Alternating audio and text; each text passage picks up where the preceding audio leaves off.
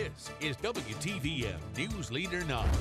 Straight ahead on News Leader 9, the release of an Army sergeant by the Taliban was 5 years in the making, but just days after being released, many are concerned about the deal that led to his freedom. Plus, a man is left in serious condition in a Columbus hospital after shooting in East Alabama. Find out what police say happened. And thanks for tuning in to News Leader 9 at 5. I'm Jason Dennis. And I'm Barbara Goche. Thanks for joining us. And first tonight at 5, the release of a U.S. Army sergeant over the weekend being met with some controversy tonight. 28-year-old Bo Bergdahl has been held for nearly 5 years now by the Taliban. Today, he's being carefully managed through a reintegration program in Germany. But congressional leaders in the U.S. say the way this soldier was freed violates U.S. law. ABC's Marcy Gonzalez has more now in our top story. 5 years of being held captive by the Taliban.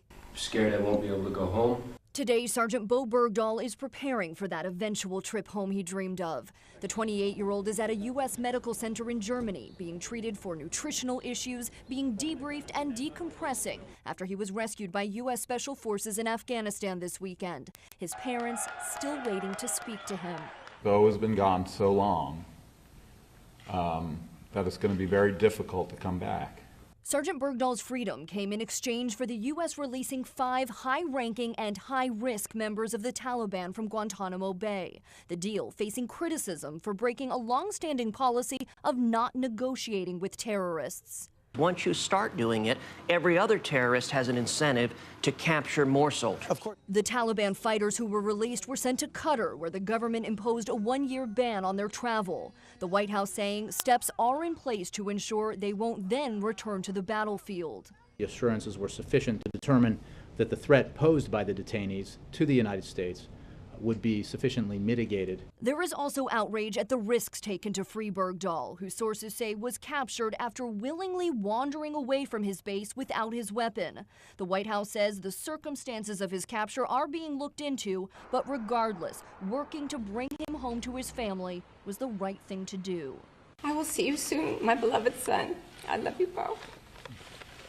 There's also a question whether the exchange was legal. By law, Congress must be notified 30 days before any prisoner is released from Guantanamo. But the White House says the president had to act quickly because of concerns about Bergdahl's health. Marcy Gonzalez, ABC News, New York. Well, along with the White House weighing in on the Bo Bergdahl controversy, it's been a hot topic on social media as well. News Leader 9's Rosalind Giles has been following the story on both fronts. She joins us now with a reaction from the president's press secretary and some local viewers as well. Rosalind? Well, Jason, the Obama administration is defending the release of Army Sergeant Bo Bergdahl in exchange for 5 detainees at Guantanamo Bay. Critics say the administration may have broken the law by failing to notify Congress, but White House Press Secretary Jay Carney says some lawmakers have known about the possibility of a prisoner exchange for years. We have been engaged in an effort for years, as we should have been, to recover Sergeant Bergdahl, a prisoner of war in Afghanistan. And as part of those efforts, there have been ongoing discussions about how to bring that about, and that included conversations with members of Congress. Dozens of people are also commenting on our Facebook and Twitter pages. Gail Kasich writes, he wasn't captured. He joined the Taliban willingly. You're not a POW when you defect. Now this one from Jenna Hamby. She writes, he should have stand trial. He cost more Americans lives. And also Jonathan Scott states, in my opinion, my son or any other U.S. soldier is worth 50 Taliban. So I say yes, beg, borrow, or steal to get those soldiers back home. And I hope they would do the same for me. The Obama administration says Bergdahl's health was deteriorating, as you heard, and the U.S. has acted quickly to save his life. There are still many questions surrounding his disappearance in Afghanistan in 2009. Several veterans and soldiers call him a deserter who walked off his base.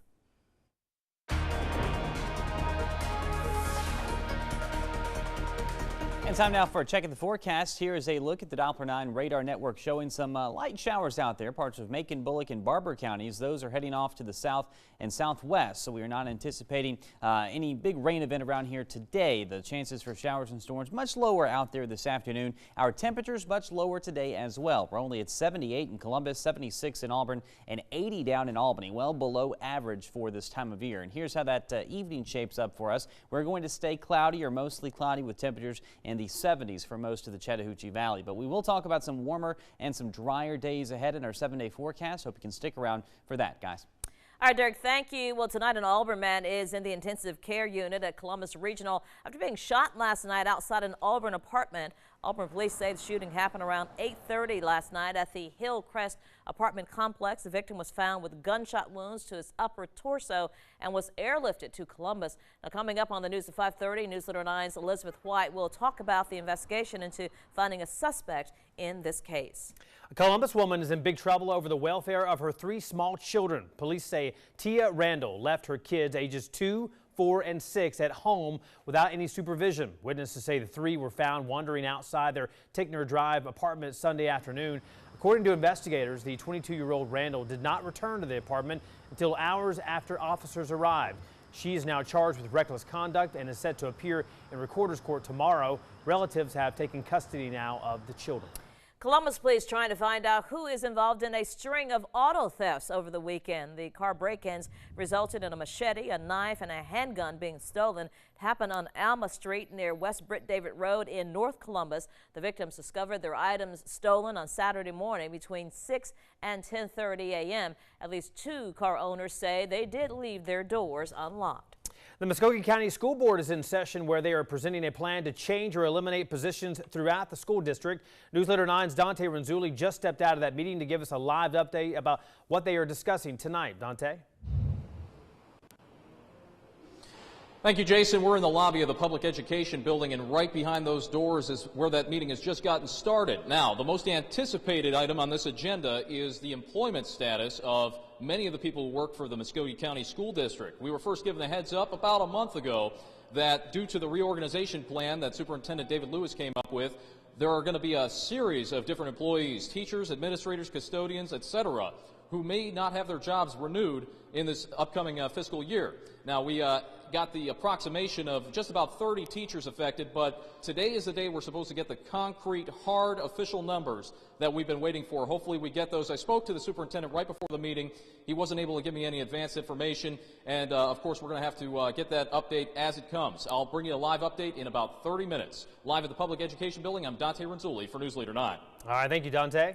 Meantime, in Phoenix City, Dr. Lee Hicks of the Troy City Board of Education has been named as Phoenix City's newest candidate for superintendent. Newsletter 9 has learned that Hicks was involved in a controversial lawsuit by parents in the Troy City on the Troy City Board of Education there. Tyrone McCoy joins us now with the details on that story.